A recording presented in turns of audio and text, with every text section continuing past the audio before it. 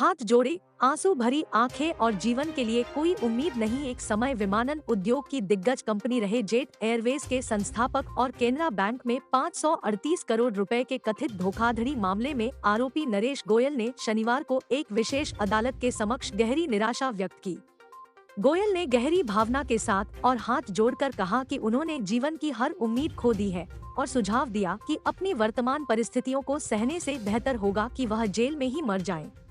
70 साल से अधिक उम्र के व्यक्ति ने भाव विभोर होकर यह मार्मिक विवरण प्रकट किया कि वह अपनी पत्नी अनीता को बहुत याद करता है, जो कैंसर के उन्नत चरण से जूझ रही है, जैसा कि अदालत के रिकॉर्ड में दर्ज है। प्रवर्तन निदेशालय (ईडी) ने कथित बैंक धोखाधड़ी के संबंध में पिछले साल 1 सितंबर को गोयल को हिरासत में लिया था। फिलहाल वह आर्थर रोड जेल में न्यायिक हिरासत में है। गोयल ने विशेष न्यायाधीश एमजी देशपांडे के समक्ष जमानत याचिका दायर की। शनिवार को अदालत सत्र के दौरान गोयल ने हाथ जोड़कर और पूरे शरीर में लगातार कंपन के साथ व्यक्तिगत सुनवाई के लिए कुछ मिनटों का अनुरोध किया, जिसे न्यायाधीश ने स्वीकार कर लिया। अदालत के रोजनामा दैनिक सुनवाई का रिकॉर्ड के अनुसार गोयल ने बताया कि उनका स्वास्थ्य बहुत खराब और अनिश्चित है।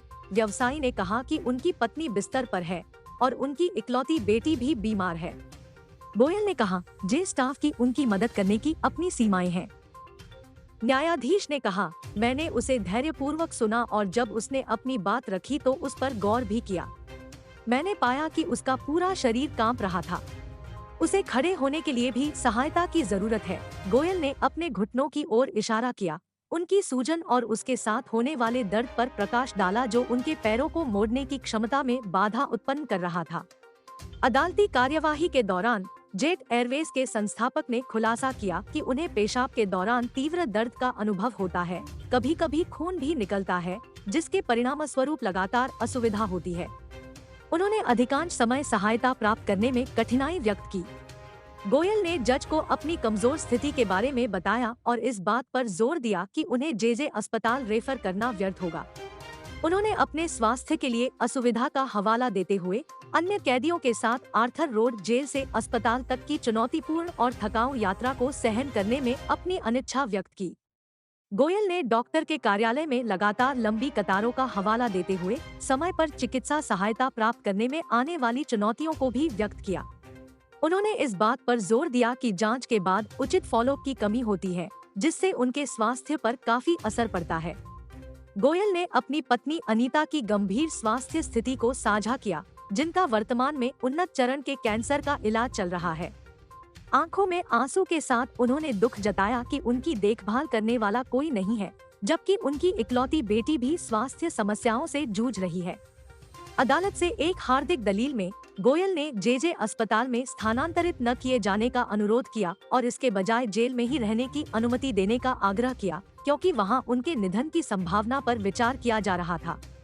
गोयल ने कहा, उन्होंने जीवन की हर उम्मीद खो दी है और ऐसी स्थिति में जिंदा रहने से बेहतर है कि उन्हें मर जाना चाहिए। उन्होंने कहा कि वह 75 साल के हो जाएंगे और उन्हें भविष्य के लिए कोई उम्मीद नहीं है। उन्होंने कहा, बेहतर होगा कि वह जेल में ही मर जाए, उसका भाग्य उसे बचा लेगा। गोयल ने यह भी कहा कि उनका स्वास्थ्य उन्हें व्यक्तिगत रूप से अदालत में उपस्थित होने की अनुमति नहीं देता है। इस बार गोयल ने कहा, उन्होंने जोर देकर कहा कि उन्हें अदालत के सामने पेश किया जाए ताकि वह व्यक्तिगत रूप से सब कुछ जमा कर सकें। उन्होंने कहा कि वह अब शारीरिक दिखावे पर जोर नहीं देंगे।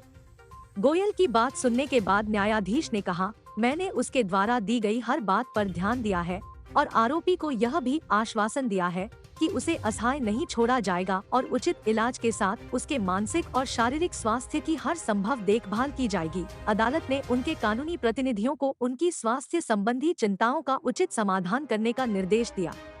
पिछले महीने दायर की गई जमानत याचिका में गोयल ने हृदय रोग, प्रोस्टेट समस्याओं और आर्थोपेडिक मुद्दों जैसे विभिन्न स्वास्थ्य मुद्दों का उल्लेख किया था। उन्होंने जोर देकर कहा कि उनकी बेगुनाही पर विश्वास करने के पर्याप्त आधार हैं। प्रवर्तन निदेशालय (ईडी) ने उनकी जमानत याचिका पर जवाब दे दिया है और मामले पर आगे की सुनवाई 16 जनवरी को होनी है। ईडी धन शोधन निवारण के तहत मामला चला रहा है।